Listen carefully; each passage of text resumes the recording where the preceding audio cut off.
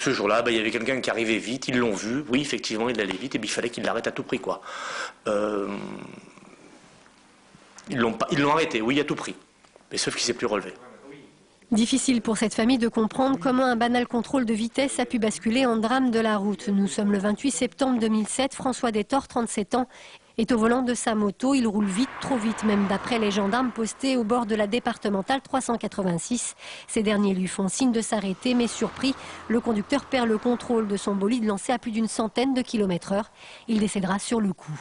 On a provoqué l'accident, involontaire certainement, mais on l'a provoqué. Et que leur travail qui aurait dû être de la prévention, c'est-à-dire certainement arrêter François, mais pas de cette manière-là, qui lui a coûté la vie. Parce que l'arrêter à tout prix, non. La famille reproche aux gendarmes d'avoir surgi sur la chaussée, contraignant le motard à un freinage d'urgence. Ils ont demandé à un motard, par temps de pluie, temps mouillé, sur lequel ils ont dit qu'ils ont vu qu'il arrivait à 160 à l'heure, à 140 mètres, encore si les chiffres sont exacts, de par le procès verbal, de s'arrêter. C'est impossible. Techniquement parlant, par rapport à ce qu'eux savent de leur métier et de ce que dit le code de la route, c'est impossible. Il faut 333 mètres exactement pour s'arrêter. Donc c'est clair, en plus si on rajoute la surprise.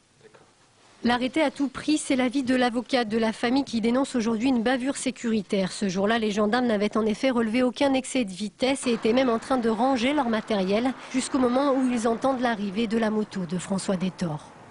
François Détor n'était pas un criminel, il ne venait pas de commettre une grave infraction. Il n'y avait pas de raison particulière, en l'absence de tout signe de délinquance, d'arrêter à tout prix François Détor au volant de sa moto. La gendarmerie n'a pas souhaité s'exprimer. Le procès, lui, aura lieu le 23 janvier prochain au tribunal correctionnel de Lyon.